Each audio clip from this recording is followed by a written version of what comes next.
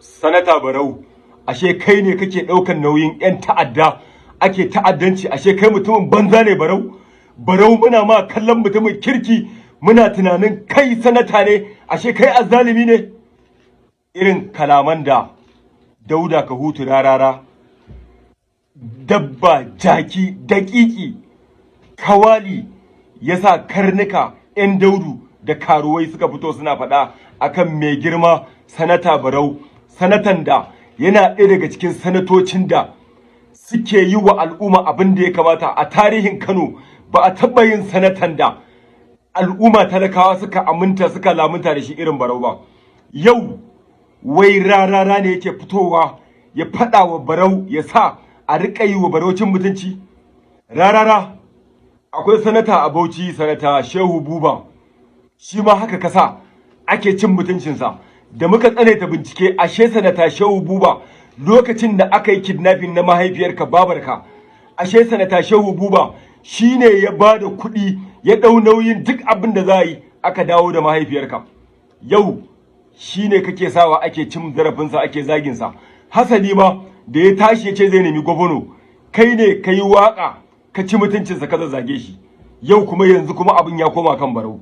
To ina mai tabbatar muku da cewa 'yan jihar Kano, idan ku za ku lamunta a cikin jihar Kano a zo a tara 'yan daudu da karuwai, wanda ma ba ma 'yan Kano ba ne, duk mun kalli fuskokinsu wannan 'yan daudun da karuwan, kaf cikinsu ba 'yan Kano, 'yan waje ne, su zo cikin Kano su samu location su yi bidiyo suna cin zarafin sanatanku.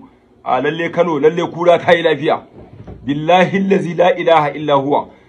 Na kai shekara 16 ko 15 a Kano, ban taɓa tunanin jihar Kano za ta yi sanyin da har wasu 'yan daudu da karuwai za su shigo jihar Kano su ci mutuncin Barau a zuba ido ana kallo ba. Jama'a, ga bidiyo nan, da Allah mu kalli wannan bidiyon kaɗan dala. Ga bidiyon nan mu kalli bidiyon. Yanzu Dauda Rarara ko allura Barau yake coka masa, anya zai iya sa ba a zagi Barau? In dai ko Dauda Rarara mutumin kirki ne, Dauda Rarara ne zai sa a zagi Barau? Dauda Rarara, barin baka tarihi, Dauda Rarara sanda aka yi G7 baka tare da Barau. Allah ya kawo Barau ya ci zabe. Barau yana zama deputy senate president, kai ka fara zuwa ka masa waka, saboda shi baya kyamar kowa, duk wanda ya zo jikinsa masoyinsa ne. Baka san shi, yayi nasara ya ci zabe, baka da ƙuri'arsa, ba za ka iya zaɓarsa ba, amma Allah ya bashi kujera ya ci zabe, amma yana zama deputy senate president kai ka fara zuwa ka masa waka. Amma duk da haka bai ki ka ba, ya ja ka. Aka zo issue din matsalar da aka samu da Tigwarzo, ka zo kai faɗi maganganu akan Barau saboda shi bai ma san rigima, amma duk da haka mutumin nan ka je ka sake mai waka, bai ki ka bai sake janka jikinsa. DSP Senator Barau ai Jibrin Maliya, sanda za a yi ɗaurin aurenka duk Najeriya kowa gudu yayi, sai wannan tsohon gwamnan Katsina shi kadai ne je, sai Barau da ya ɗebi sanatoci suka je har Maiduguri ɗaurin auren matarka Aisha Umaira.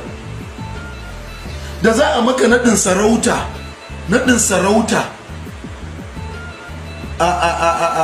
a Katsina a Daura, kaf Najeriya duk wanda kake ji da su da gwamnonin da wasu ɗan majalisu da waye, kaf ba wanda ya je. Barau abubuwa ne da shi ya yanke su, ya ɗauki shatan jirgi da mutanensa suka tafi har Daura, sai da ya je shaida naɗin sarautarka. Akwai abin da ya fi wannan mutuntawa? Duk abin da ya kama ka na rayuwa mutumin nan zai ɗauki kafa sai ya je.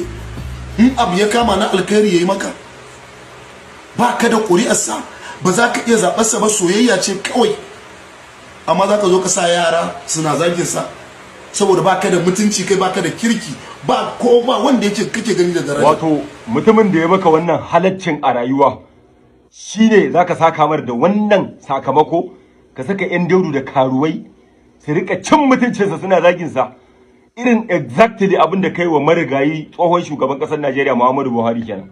Buhari ya mai da kai mutum, Buhari ya nuna maka hanyar cin abinci, Buhari ya ƙaunace ka dalilin ɗan arewa ne kai, ɗan Katsina ne ɗan uwansa. Buhari ya kama hannunka ya haɗa ka da duk wani babba a Najeriya. amma abin mamaki Buhari yana gama tenuwarsa ka fito ka ce ai Buhari shi ya lalata kasar nan, Buhari azzalimi ne, Buhari kaza kaza kaza. Yau kuma ka koma kan sanata Barau. To bari mu gaya ma, billahi allazi la ilaha illa huwa, asirinka yana hannunmu.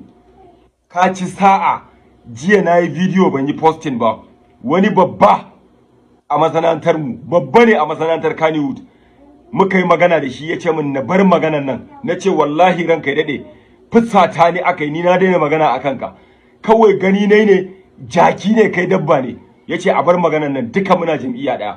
To amma yanzu tun da jakantan har ta kai ga zaka sa wasu karnuka su riƙa yi wa Barau haushi, wallahi Barau ya fi ƙarfinka. Ba da alaƙa da Barau, ban taɓa ganin Barau ido da ido ba, amma yadda nake cin abubuwan da yake wa 'yan Kano, billahi lazi la ilaha illa huwa, kab zuri'anku babu irin Barau. Kuma bari mu faɗa ma, na rantse da Allah, kaga kwanaki haka aka je aka ƙona gidanka a Kano, ka yi wa 'yan Kano rashin mutunci. To yanzu ma ina mai tabbatar ma, idan baka yi da gaske ba, wallahi tallahi 'yan Kano za su je su ƙona gidanka da ofis ɗinka da duk wani abu naka. Ka je ka tsina, ka je Danja, ka je ka hutu, ka je kai wannan rashin kunya da kake yi. Kuma alhamdulillah yanzu kowa ya gane cewa kai kake rugurguza jam'iyyar APC. Kuma ina mai tabbatar ma da cewa akwai sirrikanka da zan fito na faɗe shi kwanan nan. Wannan ita ce gaskiyar magana. In dai zaka ci gaba da sa karnuka su fito su ci zarafin babban mutum mai daraja, dibiti shine fa a Senate fa mutum ɗaya ne yake gaba da shi. A Senate, a sama, yana cikin manya-manyan jigajigen ƙasar nan. Ka fito ka sa ake cewa wai shi ɗan ta'adda ne, kuma ɗan Kano ne, indijin ɗin Kano ne, jinin Kano ne, kai kuma ɗan Katsina ne, amma ka zo Kano ka ci mutuncin Barau, ƙarya ce, wallahi ƙarya ce. Kuma bari ka gani, mu ɗaura dan Allah, bari mu nuna da mu da kuma kai da karnukan naka, da mu da kusuwa suka fi ƙarfin social media. Kuma ina so ka riƙa shiga comment section ɗinka da na karnukanka, gaba ɗaya followers ɗinsu ba nawa ne, ka riƙa shiga comment ɗinsu kana jin irin ashar da zagi da ake maka, banza da kiki.